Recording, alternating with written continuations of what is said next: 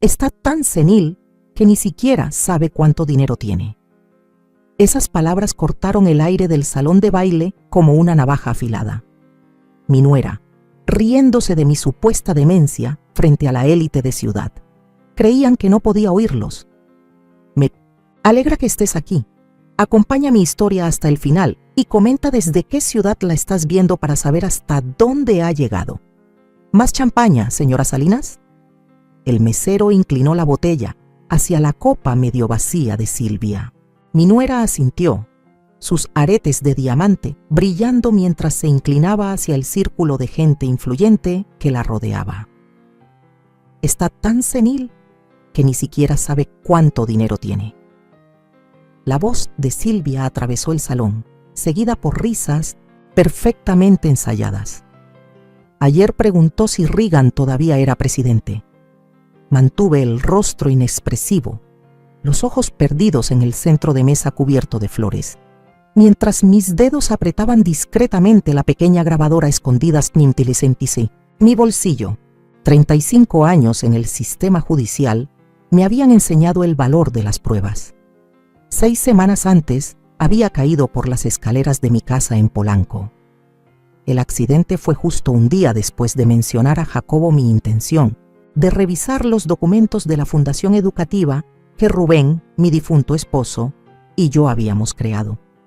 Ahora, con la cadera reconstruida quirúrgicamente y desechando en secreto los medicamentos que me daban, me encontraba prisionera en la mansión de mi hijo en Lomas de Chapultepec. Un estruendo en la cocina desvió la atención de todos.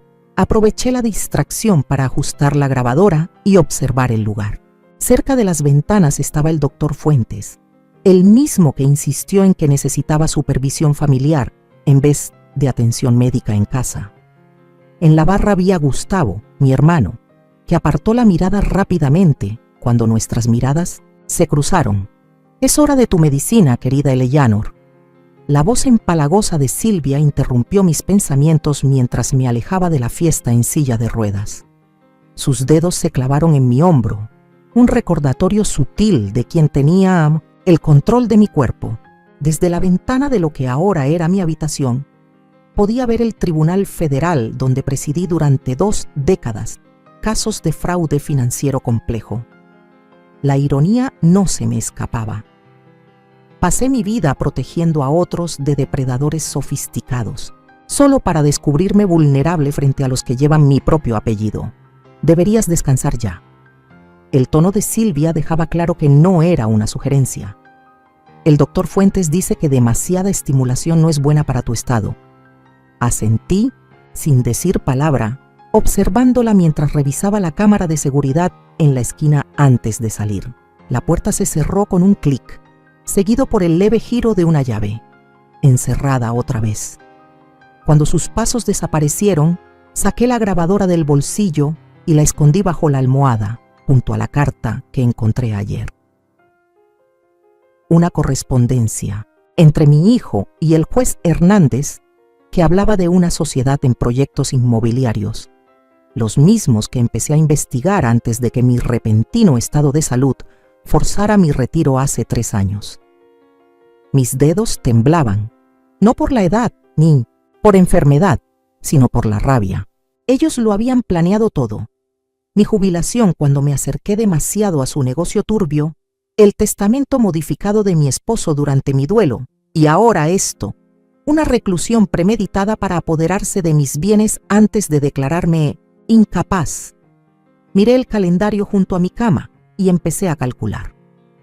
Basado en la conversación telefónica de Jacobo que alcancé a oír, planeaban declararme legalmente incompetente en 47 días. Cerré los ojos, no en señal de rendición, sino para concentrarme. Durante décadas, había sentenciado a delincuentes de cuello blanco que se creían intocables. Desenredé esquemas financieros complejos, construidos sobre mentiras y manipulación. Ahora, tenía que aplicar ese mismo análisis metódico a mi propio caso. El mazo en mi mente golpeó con firmeza. El juicio había comenzado, y a diferencia de los acusados que enfrenté en el tribunal, mi familia no tenía ni idea de que ya estaban siendo evaluados. A lo largo de mis años como jueza, aprendí que las cárceles adoptan muchas formas. La mía era una jaula de vidrio y mármol, valuada en varios millones. Rastreé mi encierro con precisión, anotando cada rutina, cada vulnerabilidad en esta casa que me mantenía prisionera. Las cámaras de seguridad tenían puntos ciegos, el personal seguía horarios predecibles y las conversaciones susurradas fluían cuando pensaban que yo dormía. «Hay que ajustar su medicación otra vez», murmuró Silvia a la enfermera que ella misma había contratado. Estaba demasiado alerta durante la cena. Mi cuarto, que antes fue el despacho de Rubén, era registrado todos los días. Las cartas se abrían, las llamadas eran vigiladas, los medicamentos se administraban con una precisión militar, aunque las dosis no coincidían con la receta original de mi médico. Silvia había reprogramado mi rutina para que estuviera somnolienta cuando llegaran visitas y despierta durante las horas nocturnas cuando me encontraba sola. Descubrí el motivo por el cual querían retenerme aquí, específicamente durante una de mis exploraciones a medianoche. Detrás del cuadro del puerto de Ciudad en mi cuarto, en la antigua oficina de Rubén, había una caja fuerte empotrada que contenía los documentos de la fundación. Si vendían mi casa en Polanco, como Jacobo insistía, tendrían acceso total sin levantar sospechas. Mi cuerpo estaba débil, pero mi mente, la misma que había desentrañado los fraudes financieros más complejos de Nueva Inglaterra, afinaba su enfoque. «Ellanar, ¿estás despierta?» Mi hermano Gustavo entró sin tocar, con una sonrisa forzada que no alcanzaba sus ojos. «Traje los libros que pediste». Lo observé con atención, el leve temblor en sus manos, la mirada esquiva, el reloj nuevo que probablemente costaba más de lo que su negocio en ruinas podía sostener. «Gracias», murmuré, interpretando el papel que esperaban de mí. «Ya ni recuerdo. ¿Trajiste novelas de misterio o libros de jardinería?» «Los de misterio», respondió, aunque yo jamás había especificado el género. Otra prueba fallida. Cuando se fue, escuché a Jacobo hablando por teléfono en el pasillo. Su voz era baja, pero apremiante. «El neurólogo está confirmado para el 15. Sí, necesitamos la evaluación de competencia antes del cierre del proyecto en la costa. Hernández me aseguró que lo acelerará, pero necesitamos la documentación adecuada. Hice el cálculo mental. 47 días hasta que intentaran arrebatarme legalmente mi autonomía.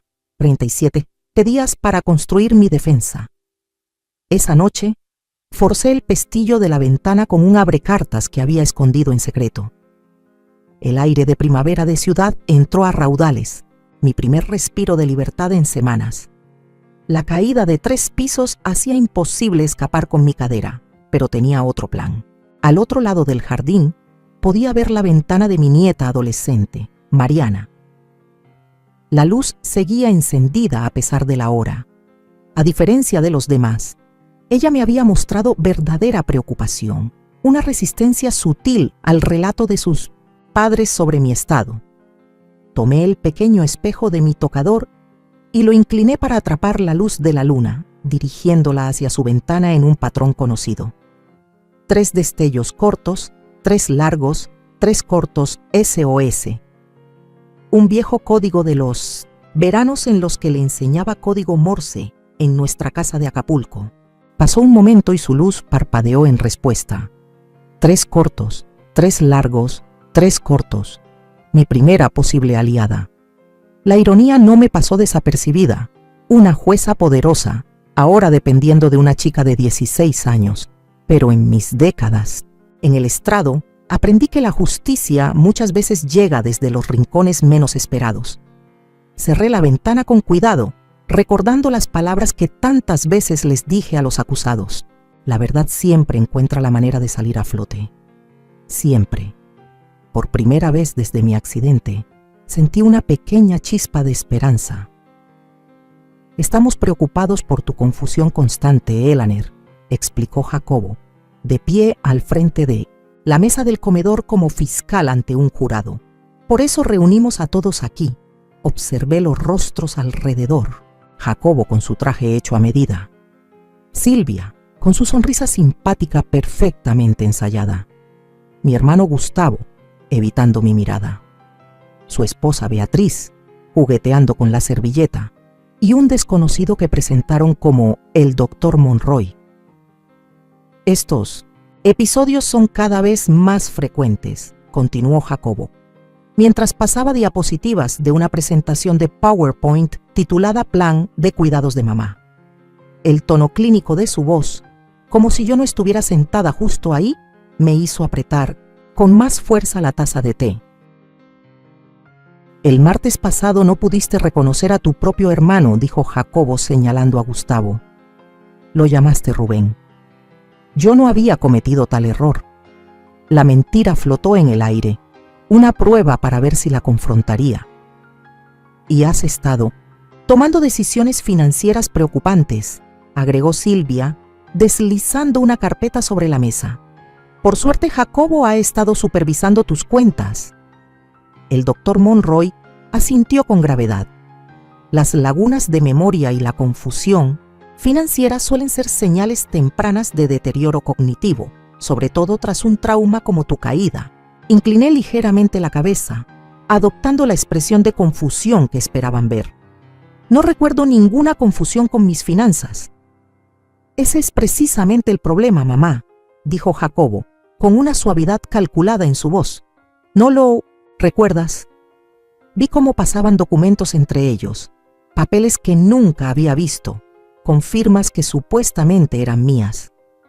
3 años como fiscal y 20 como jueza me habían enseñado a reconocer una falsificación al instante. Me gustaría una segunda opinión, dije con calma. El Dr. Monroy sonrió condescendiente. Ya ha visto a 3 especialistas, señora Salinas.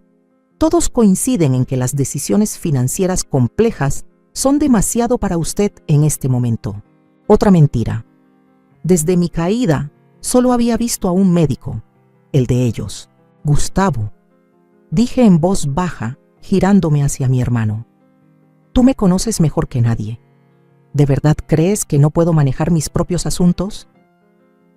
Sus ojos se desviaron hacia Jacobo antes de contestar.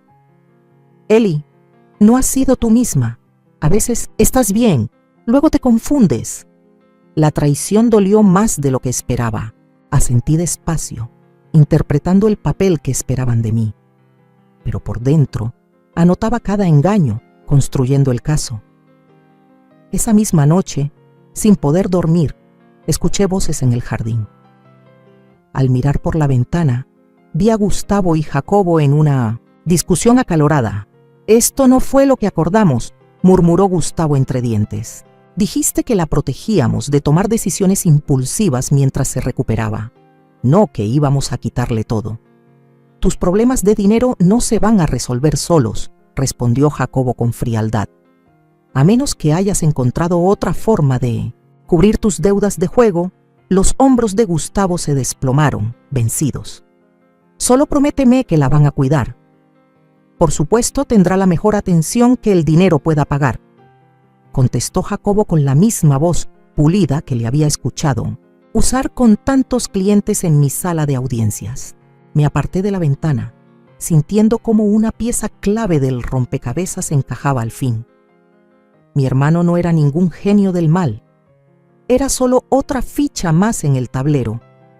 Jacobo había aprovechado los aprietos financieros de Gustavo para conseguir un aliado, alguien que respaldara las versiones sobre mi estado mental. Mientras regresaba a la cama, rehacía mentalmente mi diagnóstico. Jacobo no solo quería mi dinero. Los mecanismos legales que estaba montando eran demasiado elaborados. Indicaban algo más grande, probablemente vinculado a la investigación inmobiliaria que había iniciado antes de mi retiro forzado. El riesgo era mucho más alto de lo que había previsto y el tiempo se agotaba. El dolor en la cadera me despertó a las 2:17 a.m. Silvia había cambiado mi medicación de nuevo, reemplazando los analgésicos por sedantes. Yo los había estado escondiendo y soportando el dolor. La lucidez valía la pena. Me incorporé en silencio, con movimientos ya ensayados, y tomé las muletas que había escondido debajo de la cama, en vez de la silla de ruedas que tanto insistían en que usara. Semanas de exploraciones nocturnas me habían enseñado los turnos del guardia y los puntos ciegos de las cámaras. Una luz tenue salía del estudio de Jacobo. La puerta estaba entreabierta, algo raro en mi hijo tan meticuloso. Me acerqué con la cautela de quien lleva tiempo encarcelado, equilibrándome en las muletas. Necesitamos ese fallo de competencia ya. La voz apremiante de Silvia atravesó la rendija. El Bank of New England está cuestionando las transferencias de la fundación. Me incliné más, viendo una videollamada en la laptop de Jacobo. Una voz masculina respondió: el juez Salinas construyó una reputación intachable durante décadas. Necesitamos más pruebas de incapacidad. Hernández prometió agilizar el proceso administrativo, soltó Jacobo con impaciencia. Pero ni siquiera él puede saltarse todos los procedimientos. Reconocí el nombre al instante. El juez Hernández, el mismo colega que cuestionó mi estabilidad, cuando comencé a investigar autorizaciones sospechosas para desarrollos de lujo hace 3 años. Mi nombre aparece en documentos que ella no debió firmar, continuó Jacobo. Si ella recupera el control y revisa esos papeles, la implicación me golpeó como si me hubiera caído algo encima. Jacobo no solo había manipulado mi retiro y mi presente, estaba falsificando mi firma en documentos legales, tal vez desde hace años. Al cambiar de peso, una de mis muletas rozó un jarrón decorativo. El suave roce detuvo la conversación al instante. ¿Qué fue eso?, susurró Silvia. Retrocedí tan rápido como pude, considerando mi cadera maltrecha, pero no lo suficiente. Jacobo me encontró en el pasillo, fingiendo desconcierto. «Mamá, ¿qué haces fuera de la cama?» «El baño», mascullé, haciéndome pasar por la anciana confundida que ellos creían que era. Silvia apareció detrás de él, su expresión cambiando del susto al cálculo. «Voy a ajustar su medicación nocturna. Claramente está perdiendo efecto muy rápido». Después de que me escoltaron de regreso a la habitación, esperé, contando los minutos hasta estar segura de que habían retomado su reunión. Luego, saqué la pequeña libreta que había escondido dentro del lomo hueco de un libro. Otro truco de mis días como fiscal de delitos financieros. Durante ese tiempo, fui registrando cada conversación que escuchaba por casualidad, cada visita sospechosa, cada irregularidad en mi cuidado. La contraseña del portátil de Jacobo fue sorprendentemente fácil de adivinar durante mis exploraciones nocturnas anteriores. Silvia Sose 714, el nombre de su esposa y su fecha de nacimiento. Las personas rara vez se alejan de sus patrones personales, un hecho que ya había aprovechado en incontables casos de fraude. Lo que descubrí confirmó mis peores temores. Correos que detallaban cómo Jacobo había modificado el testamento de Rubén, mientras yo estaba fuertemente medicada tras su repentina muerte. Evidencia de la alianza entre Jacobo y Hernández para forzar mi retiro anticipado cuando empecé a investigar su proyecto inmobiliario. Documentos que mostraban transferencias sistemáticas desde mis cuentas hacia entidades en el extranjero. Añadí las revelaciones de esta noche a mi expediente en constante crecimiento. Mi mente legal organizaba metódicamente las pruebas, incluso mientras mi corazón se quebraba ante la profundidad de la traición. El hijo que crié, la mente jurídica que ayudé a formar, había convertido en armas todas las lecciones que le enseñé. Mi mano temblaba levemente al escribir, no por la edad ni la enfermedad, sino por una rabia helada y lúcida. Por primera vez desde el accidente, comprendí plenamente la magnitud de lo que enfrentaba y lo que podría perder si fracasaba. ¿Te gustó el té, Leonor?, preguntó Silvia, recogiendo mi taza vacía con esa sonrisa condescendiente que tanto llegué a detestar. La manzanilla es mi favorita, mentí. Siempre la había odiado, y eso mi difunto esposo lo habría sabido al instante. La ignorancia de Silvia sobre esos pequeños detalles revelaba lo superficial de su cuidado. Al irse, repasé mentalmente mi situación. Quedaban 42 días para la audiencia de competencia que ellos creían que yo desconocía. Mi movilidad limitada por una fractura de cadera en recuperación. Mis comunicaciones vigiladas, mis medicamentos controlados. En mi contra estaba mi hijo, un abogado brillante con conexiones poderosas. Una nuera con influencia social entre la élite de ciudad. Un juez federal corrupto. Y un hermano doblegado por problemas económicos. Un enfrentamiento directo sería un desastre. Ya habían empezado a construir la narrativa de que yo estaba confundida e inestable. Sería mi palabra contra la de una familia preocupada y varios testigos expertos. La solución vino de un caso inesperado que presidí años atrás. Un denunciante corporativo que sobrevivió reflejando la imagen que esperaban de él mientras reunía pruebas. Si querían a una anciana confundida, justo eso les iba a dar. En la superficie empecé de inmediato. Perdía objetos a propósito. Fingía estar absorta en programas de televisión vacíos mientras escuchaba cada conversación y a veces llamaba a Silvia por el nombre de mi madre fallecida. «Estoy preocupado por ella», dijo Jacobo a Silvia esa noche, sin saber que los escuchaba desde la habitación contigua. «Parece que está deteriorándose más rápido de lo que predijo el doctor Fuentes». «Eso en realidad es una buena noticia», respondió Silvia. «La audiencia será mucho más fácil si todos notan su estado». Ajusté en secreto mi régimen de medicamentos, escondiendo pastillas en una pequeña rendija detrás del adorno del cabecero. Fuera del alcance de las cámaras, décadas al frente de casos de fraude financiero, me habían enseñado que incluso los esquemas más sofisticados tienen puntos débiles, usualmente en la comunicación entre los conspiradores. Mi primera oportunidad surgió cuando descubrí el resentimiento de Mariana hacia sus padres controladores. Durante nuestras lecciones de crucigramas, la única interacción que Silvia permitía, puse a prueba los límites. ¿Tus papás revisan tus mensajes?, pregunté con naturalidad. El destello de reconocimiento en sus ojos me lo dijo todo. Mi nieta estaba tan atrapada como yo, solo que en una jaula diferente. «Tienen controles parentales en mi celular», susurró. «Pero no en mi tableta de la escuela».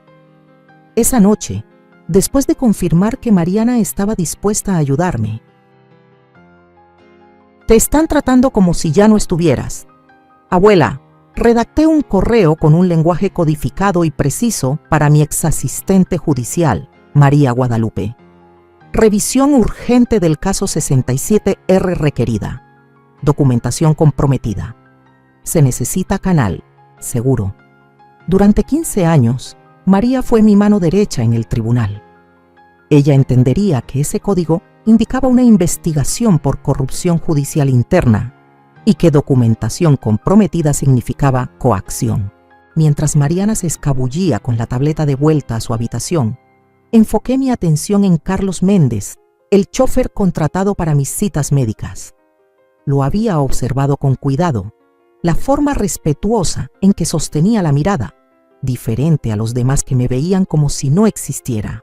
Su ayuda sutil, sin hacerme sentir inútil. Había algo en él que me resultaba conocido, aunque no lograba ubicarlo con claridad, pero mi intuición, afiliada tras décadas de interrogar testigos, me decía que podría convertirse en un aliado, crucial en lo que empezaba a sentirse como el caso más importante de toda mi carrera.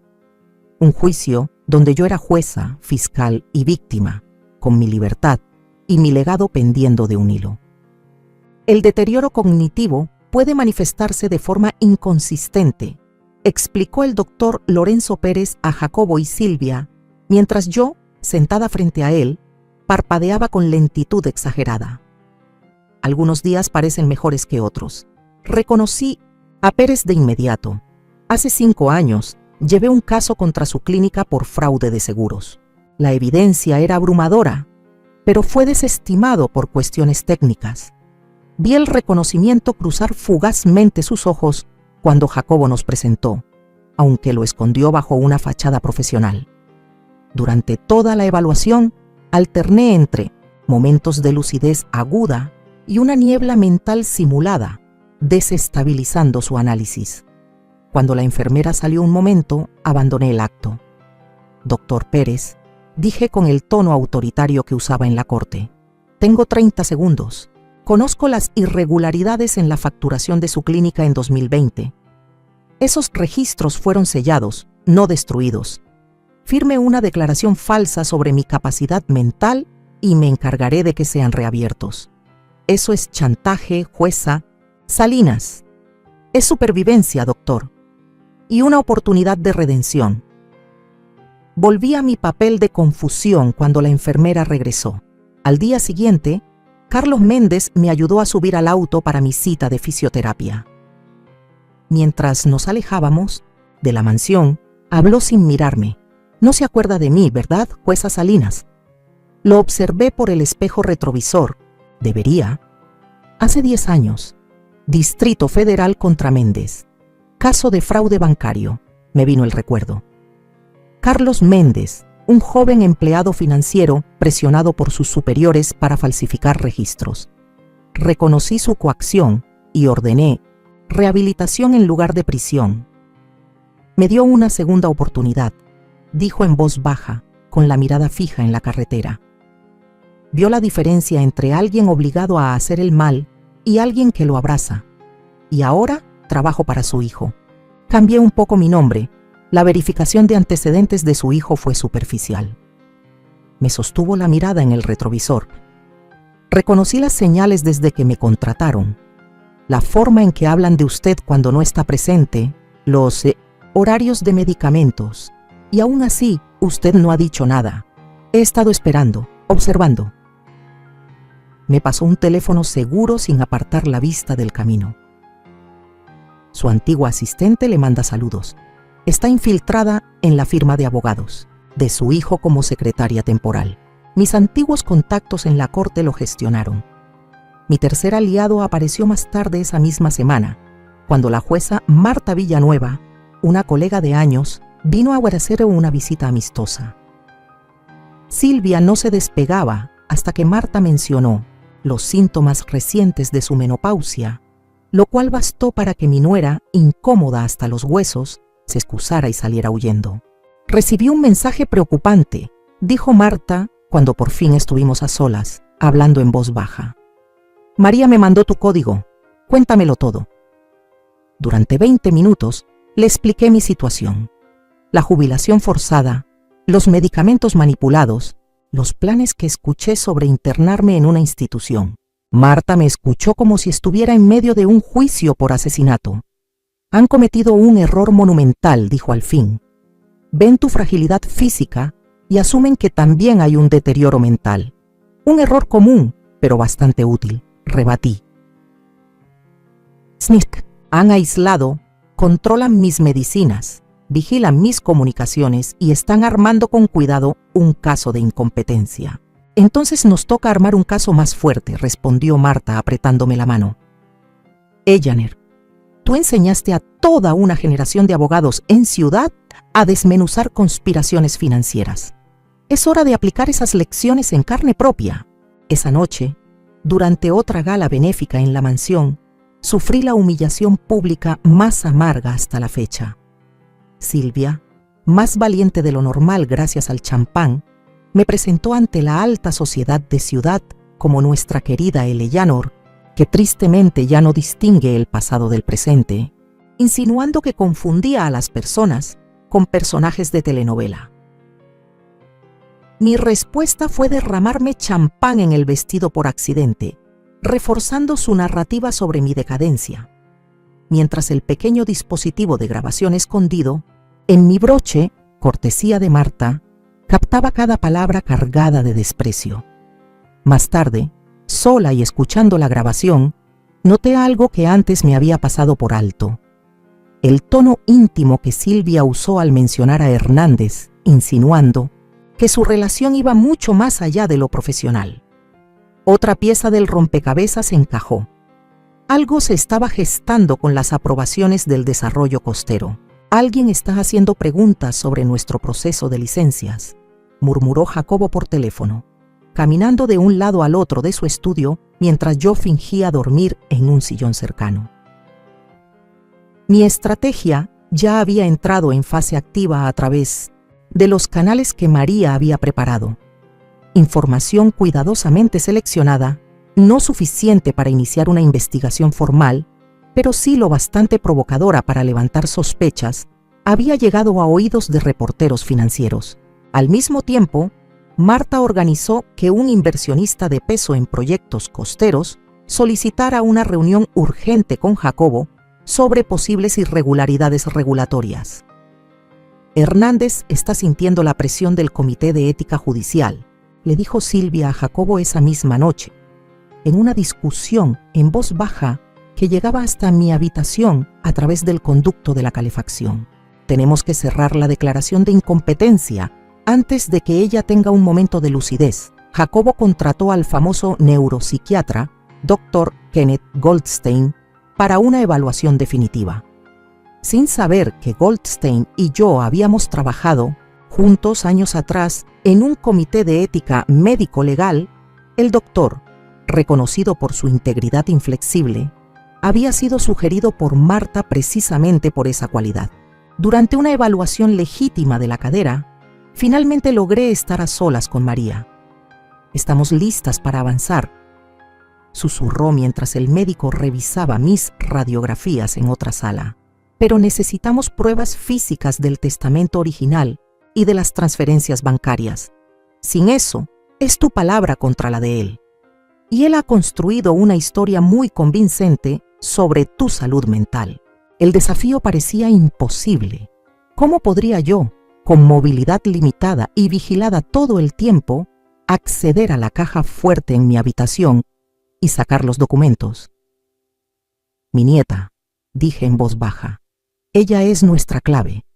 Esa noche, mientras Silvia supervisaba con demasiada atención mi hora del baño y mi medicación, noté su tensión. Las pruebas falsas sobre mi deterioro estaban funcionando demasiado bien. Estaban acelerando los planes, temerosos de dejar cabos sueltos. «Debe ser agotador», comenté vagamente, «cuidar a alguien tan confundida». La sonrisa de Silvia se volvió tensa. «La familia cuida de la familia, Elaner». «Sí», respondí, mirándola directo a los ojos, dejando caer por un instante mi fachada. «Eso es exactamente lo que debe hacer una familia». Algo en mi expresión la hizo retroceder levemente. Por un breve instante, una chispa de duda cruzó su rostro. ¿Me habría subestimado? El momento se desvaneció cuando recobró la compostura, atribuyendo mi lucidez momentánea a un simple altibajo. Pero yo lo vi, la primera grieta en su seguridad. Más tarde esa noche, después de otra lección de crucigramas con Mariana, puse en marcha la siguiente fase. Le conté más verdades a mi nieta. «Tus padres están intentando tomar control de mis bienes y de la fundación educativa que tu abuelo y yo planeamos. Descubrí que tu padre falsificó documentos durante mi duelo. Están aprovechando mi condición física temporal para declararme mentalmente incompetente». La respuesta de Mariana mostró una madurez que superaba sus 16 años. Siempre sentí que algo no estaba bien en esta casa. «¿Cómo puedo ayudarte?». Le expliqué que necesitaba acceder a la caja fuerte escondida detrás del cuadro en mi habitación, que antes era la oficina de Rubén, y digitalizar documentos clave. Juntas elaboramos un plan. Mariana generaría una distracción para alejar a Silvia y a Seguridad, dándome minutos valiosos para abrir la caja fuerte. Al salir, Mariana se detuvo en la puerta. «Abuela, te he observado toda mi vida. Nunca fuiste del tipo de persona que se rinde. Por eso te tienen tanto miedo». Sus palabras reforzaron mi determinación. La jueza, que había dedicado décadas a garantizar justicia para los demás, no iba a fallar al conseguirla para sí misma. El pronóstico del tiempo en Ciudad anunciaba una tormenta severa, vientos fuertes y lluvias torrenciales.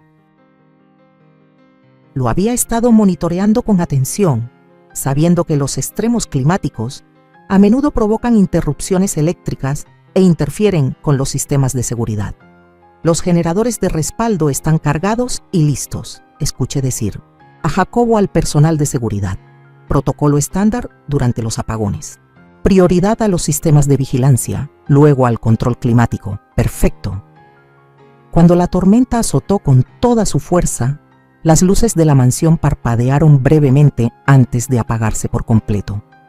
Se encendió la iluminación de emergencia, pero los sistemas de seguridad necesitaban aproximadamente 3 minutos para pasar a la energía de respaldo. La ventana crítica, que había estado esperando justo a tiempo, Mariana desempeñó su papel con maestría, gritando al caer por la escalera principal. Silvia y el guardia de seguridad corrieron a auxiliarla, tal como estaba previsto. Me moví con rapidez. Los meses de práctica secreta con mis muletas dieron frutos mientras llegaba al cuadro que ocultaba la caja fuerte. Mis dedos, firmes a pesar de todo, marcaron la combinación que había memorizado décadas atrás, cuando Rubén la instaló por primera vez. Dentro estaba exactamente lo que necesitaba. El testamento original de Rubén, con estipulaciones claras sobre la fundación, educativa, estados de cuenta bancarios que mostraban transferencias no autorizadas y, lo más valioso, cartas escritas a mano por Rubén donde detallaba sus deseos sobre nuestra herencia. Usando la pequeña cámara que Marta me había proporcionado, fotografié cada documento esencial. Para cuando los sistemas se restablecieron y la seguridad volvió a su rutina habitual, todo estaba de vuelta en su lugar. Ni rastro de mi presencia. La tormenta siguió durante toda la noche. Por la mañana, mientras Ciudad aún lidiaba con inundaciones y cortes de energía, el doctor Goldstein llegó para mi evaluación programada. Agentes federales, usando las mismas condiciones meteorológicas como cobertura para una operación discreta, se posicionaron estratégicamente cerca. A pesar de las protestas de Silvia, Goldstein insistió en realizar la evaluación de forma privada. Tras extensas pruebas cognitivas, declaró con firmeza: la jueza Salinas no solo demuestra plena capacidad cognitiva, sino que posee una de las mentes más agudas que he evaluado en mi carrera profesional. Cualquier sugerencia de incapacidad mental es, en mi opinión profesional, completamente infundada. Mientras Silvia intentaba refutar su evaluación, los agentes federales se presentaron con órdenes de cateo tanto para la residencia como para la oficina de Jacobo. La sincronía no fue casualidad, era la culminación de semanas de planificación meticulosa coordinada por Marta Villanueva y el fiscal federal Domínguez, basada en la evidencia que había ido proporcionando poco a poco. ¿Qué significa esto?, exigió Jacobo al llegar a casa y ver a los agentes catalogando sus archivos. Jacobo Salinas, declaró el fiscal Domínguez con tono formal. Estamos investigando acusaciones de abuso a personas mayores, fraude, falsificación y corrupción judicial. El rostro de Jacobo perdió todo el color al mirarme, aún en mi silla de ruedas, pero ahora sentada con mayor firmeza. La confusión desapareció de mis ojos. «Madre», logró decir, «todo esto es un malentendido. Su señoría», corregí en voz baja. Mi tono judicial volvió por primera vez en meses. «Te dirigirás a mí como su señoría». La tormenta afuera pareció detenerse por un instante, como si la propia naturaleza reconociera que la justicia, demorada pero implacable, finalmente había llegado. 47 días, dije, rompiendo el silencio atónito que envolvía la sala.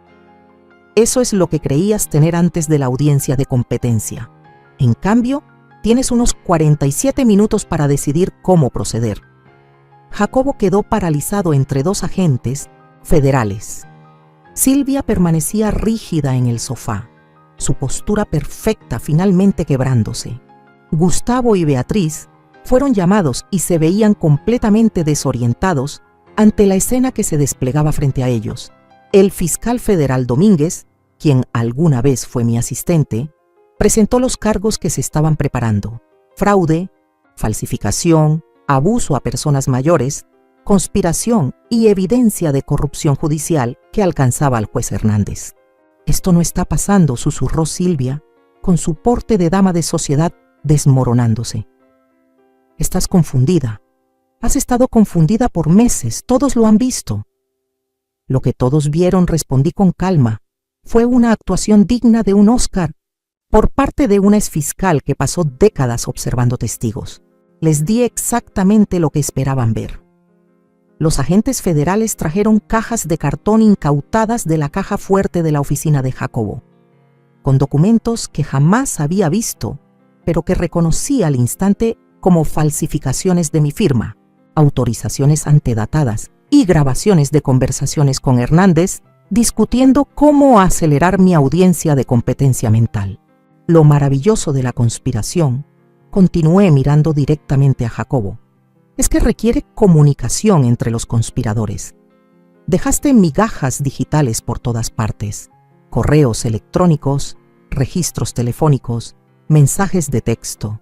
¿De verdad pensaste que no reconocería los mismos patrones que pasé décadas procesando? Gustavo se levantó de golpe. «No tenía idea de nada de esto, Eli. Jacobo me dijo que estabas teniendo episodios mostrando señales de demencia. Dijo que te estábamos protegiendo mientras, al mismo tiempo, vaciaba tus cuentas para pagar sus deudas de juego». Yo terminé la frase por él. «Sí, también escuché esa conversación». Los ojos de Silvia se movían rápido entre los agentes, evaluando sus opciones. Solo seguía las instrucciones de Jacobo. Él maneja todos los asuntos financieros.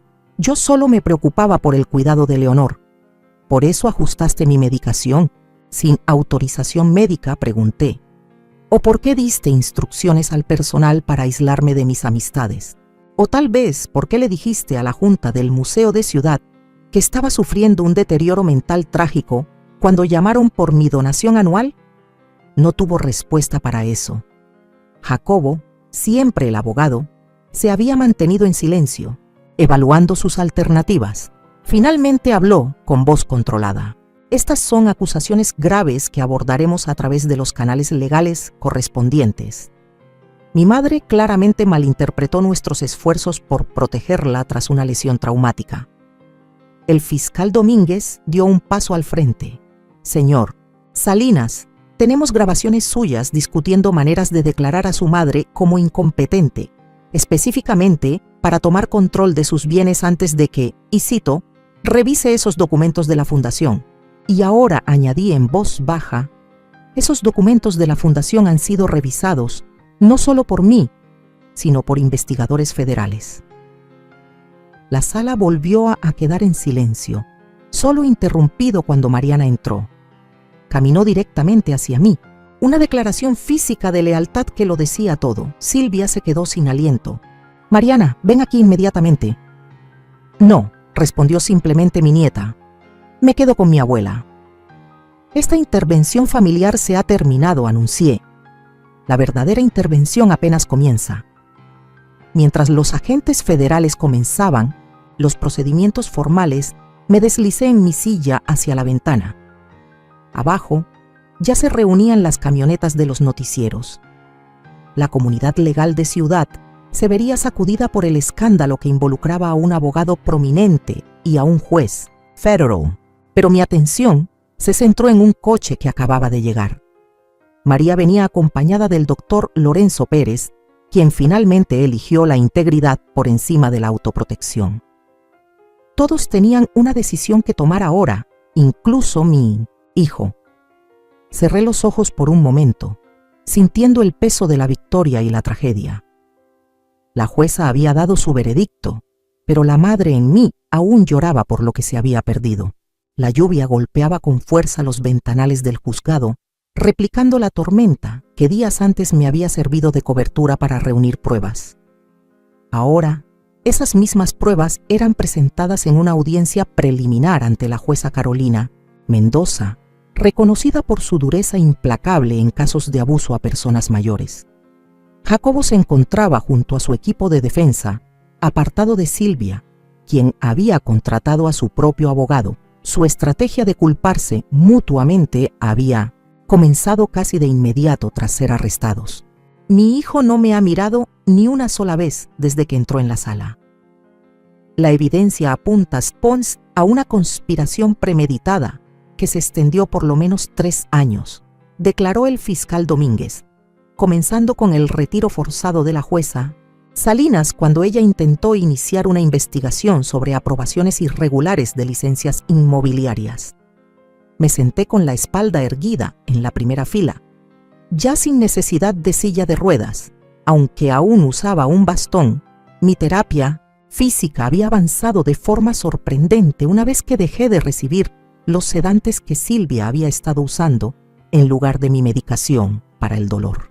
Documentos recuperados de la caja fuerte del despacho del señor Salinas revelan falsificaciones sistemáticas de la firma de la jueza Salinas en múltiples instrumentos financieros, continuó Domínguez, incluyendo transferencias desde la Fundación Educativa Salinas Guadalupe. Mis pensamientos se desviaron brevemente hacia Rubén. ¿Qué pensaría de nuestro hijo ahora? Ese hijo que criamos con tanto énfasis en la integridad y la justicia se había convertido en todo lo que nosotros habíamos combatido durante nuestras carreras. La voz de la jueza Mendoza me devolvió al presente. Y el testimonio médico. El doctor Goldstein se acercó al estrado. Su declaración desmontó meticulosamente la historia que Jacobo y Silvia habían construido sobre mi supuesto deterioro cognitivo. Luego testificó el doctor Fuentes, quien ahora colaboraba con la Fiscalía para reducir su propia responsabilidad por violaciones éticas. Durante un breve receso, Marta se sentó conmigo en una banca fuera de la sala. Hernández renunció esta mañana, murmuró.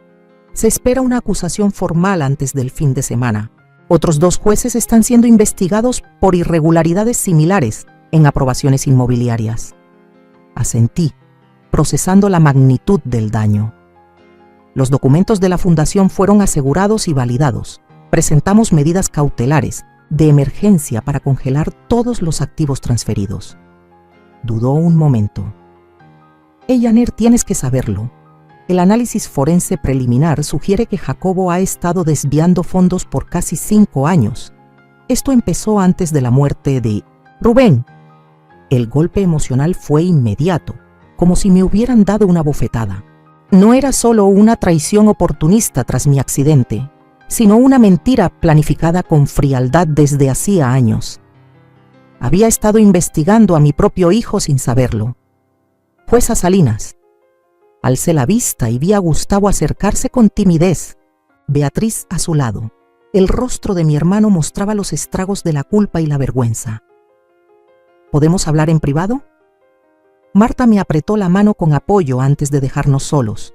Ya di mi declaración completa a la fiscalía, dijo Gustavo, con la voz quebrada. Todo lo que Jacobo me dijo, todo en lo que lo ayudé. Estaba ahogada en deudas. Eli me tendió una cuerda de salvación, pero solo si apoyaba su versión sobre tu estado. Observé a mi hermano mayor, siempre imprudente con el dinero, siempre buscando atajos. ¿Tú sabías lo que él tramaba? ¿Todo lo que planeaba? No, insistió Gustavo, con los ojos empañados. Dijo que después de tu caída necesitabas supervisión, que tu juicio estaba afectado. Le creí porque necesitaba hacerlo. Y el dinero de la fundación, el futuro educativo de mis nietos. Gustavo desvió la mirada, incapaz de sostener la mía. Fue respuesta suficiente. Cuando se reanudó la audiencia, observé a Jacobo con atención. Aquel abogado, seguro de sí mismo, se veía disminuido. Su traje caro de pronto le quedaba grande. Cuando la jueza Mendoza negó la fianza por riesgo de fuga y manipulación de pruebas, algo se quebró en su expresión. Tal vez fue la primera vez que entendió que sus conexiones poderosas no podían protegerlo de las consecuencias. Cuando lo escoltaron fuera de la sala, nuestras miradas se cruzaron. En ese instante, yo no era la jueza Elellanena Salinas, famosa por su rigidez al aplicar la justicia. Era simplemente una madre, testigo del colapso moral absoluto de su hijo. Mantuve la compostura hasta llegar al cuarto privado que Marta había preparado. Solo allí, fuera de la vista pública, me permití un instante de duelo profundo por todo lo perdido. No solo bienes y confianza, sino la familia misma. Luego me enderecé, me sequé las lágrimas y me preparé para enfrentar las cámaras que esperaban afuera. El caso no había terminado y la justicia, como había dicho en tantas salas de juicio, no solo debe hacerse, sino parecer que se hace. De pie. El tribunal entra en sesión. Preside la honorable jueza Carolina Mendoza. Habían pasado 6 meses desde la audiencia preliminar. Después de decenas de mociones, contramociones y negociaciones de culpabilidad, el caso contra mi hijo había llegado a su desenlace. Jacobo aceptó un acuerdo que implicaba a Hernández y a varios funcionarios en una red más amplia de corrupción. Me senté en la primera fila, con el mismo sobrio traje negro que usé en mi último día como jueza. A mi lado, Mariana me apretó la mano con cariño.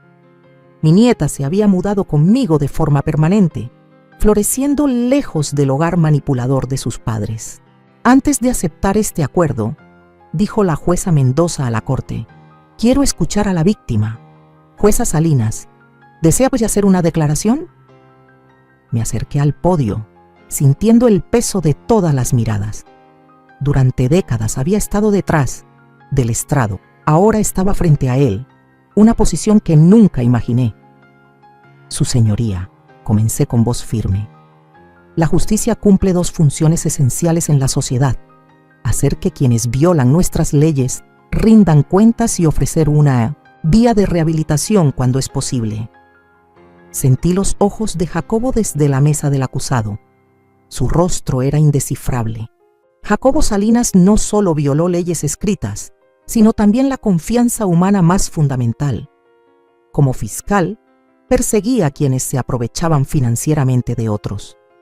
Como jueza, sentencié a quienes explotaban las vulnerabilidades ajenas. Pero, como madre, mi voz se quebró apenas, pero pronto recobró fuerza. Como madre no vi la corrupción moral que crecía en mi propia casa. La sala permaneció en absoluto silencio.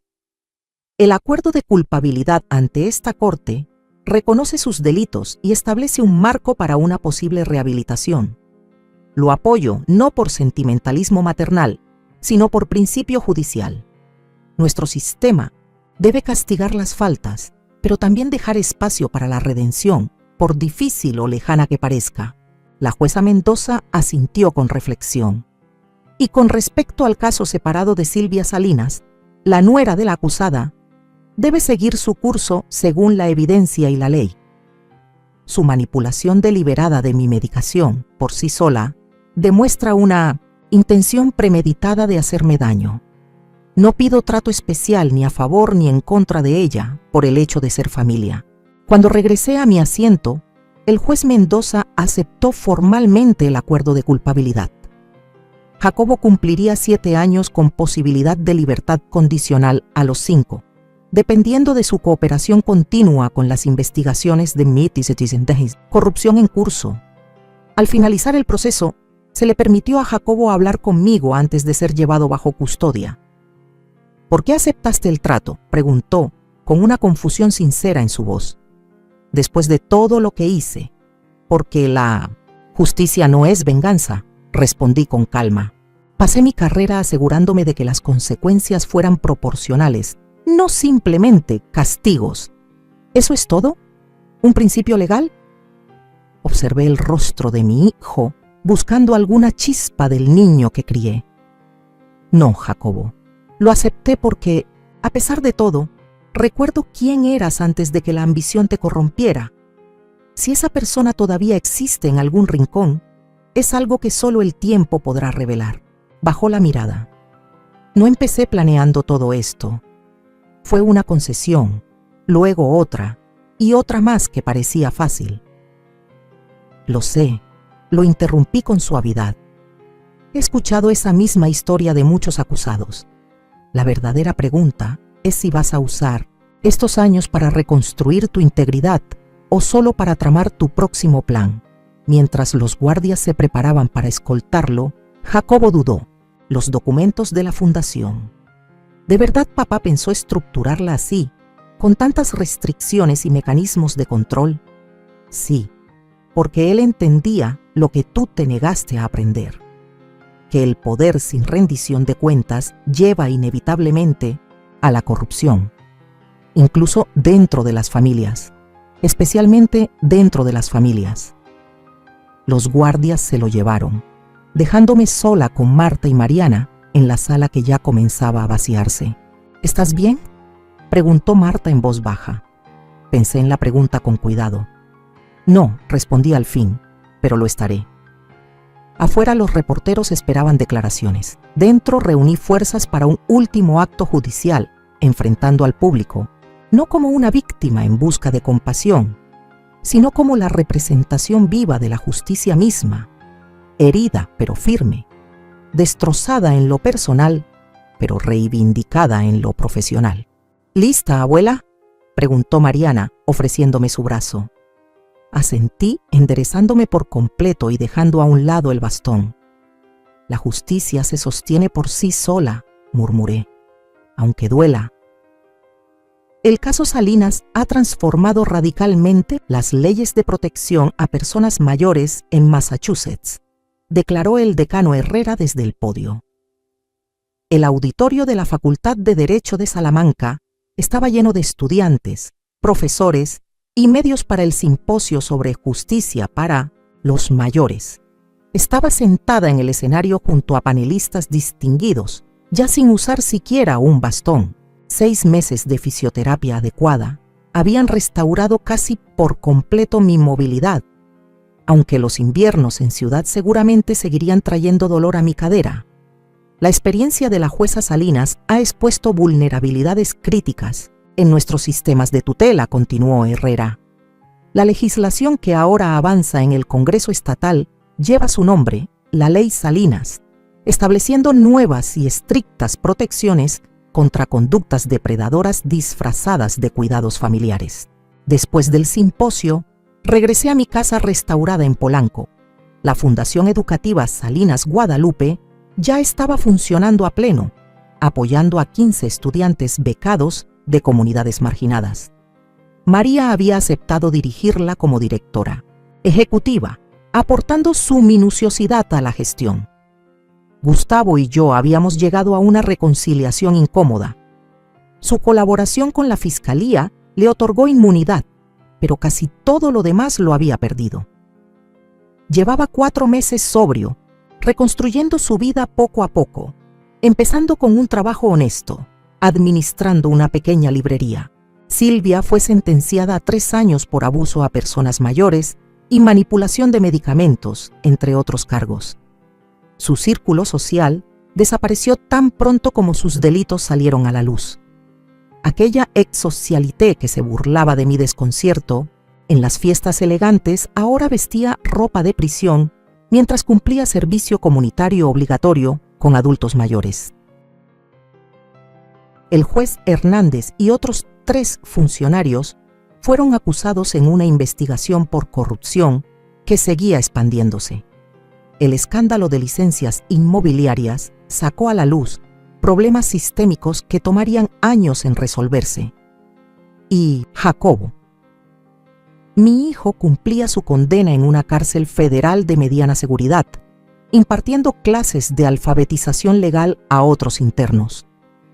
Sus cartas llegaban cada mes, al principio con intentos torpes de explicar que poco a poco se convertían en reflexiones sinceras. Yo leía cada una con atención y respondía con honestidad mesurada. Si la redención auténtica era posible, aún era incierto, pero la puerta seguía entreabierta. «Abuela, ya llegaron», gritó Mariana desde abajo. Bajé las escaleras y encontré al primer grupo de aprendices esperándome, 5 mujeres recién nombradas juezas. El programa de mentoría judicial había sido idea de Marta. Tu experiencia no solo debe cambiar leyes, debe formar a la próxima generación de jueces. Ya instaladas en mi estudio, una jueza joven hizo la pregunta que las demás no se atrevían a formular. ¿Cómo se sigue creyendo en la justicia después de haber sufrido una injusticia tan profunda? Lo pensé bien antes de responder. La justicia no es una idea abstracta. Es una práctica diaria que exige vigilancia, sobre todo cuando se trata así de quienes más queremos. El sistema no es perfecto porque las personas no lo son, pero los principios siguen siendo válidos. Responsabilidad, proporcionalidad y la posibilidad de redención. Más tarde esa noche, cuando todos se habían ido, me senté sola en el despacho de Rubén, restaurado a su diseño original. Sobre el escritorio había una invitación para presidir un nuevo grupo de trabajo federal sobre la explotación financiera de adultos mayores, junto a un contrato editorial para mis memorias, provisionalmente tituladas El último juicio. Cuando la justicia vuelve a casa, sonó el teléfono. Era Marta llamando para hablar sobre la reunión de mañana del Comité de Ética Judicial. Mientras hablábamos, miré por la ventana hacia el Tribunal Federal visible a lo lejos, su fachada iluminada, resistiendo la oscuridad que caía. Están creando una división especializada en delitos financieros contra adultos mayores, explicó Marta. Le dije que sí, que estaría allí, con esa seguridad judicial que ya conocía tan bien deslizándose en mi voz. Colgué y acaricié el pequeño pisapapeles en forma de mazo que Rubén me había regalado cuando recibí mi nombramiento federal. Durante 35 años había estado en cada uno de mis escritorios, como un recordatorio del poder y la responsabilidad que me habían confiado. El mazo nunca se detuvo. Susurré a la habitación vacía, repitiendo lo que ya había pensado. Solo cambió de sala. Afuera Ciudad seguía con su ritmo vespertino. Una ciudad en la que pasé décadas velando por la justicia de otros, sin imaginar que un día tendría que pelear por la mía. El sistema se había torcido bajo el peso de la corrupción, pero al final se sostuvo gracias a quienes eligieron la integridad sobre la conveniencia, la verdad sobre la comodidad. Bajo la luz cálida de la lámpara en mi despacho, rodeada de libros de derecho y expedientes del nuevo grupo de trabajo, me permití un instante de satisfacción tranquila. No era un triunfo. El precio personal había sido demasiado alto para llamarlo así, pero sí era la firmeza de una jueza que enfrentó el caso más difícil de su carrera y emitió un veredicto fiel a los principios que la guiaron toda la vida. La justicia, aunque tardía pero decidida, por fin había llegado a casa. Ahora me da curiosidad, tú que escuchas mi prehistoria, ¿qué harías si estuvieras en mi lugar? ¿Has pasado por algo parecido? Comenta aquí abajo. Y mientras tanto, en la pantalla final te dejo otras 2 historias favoritas del canal que sin duda te van a sorprender. Gracias por ver hasta el final.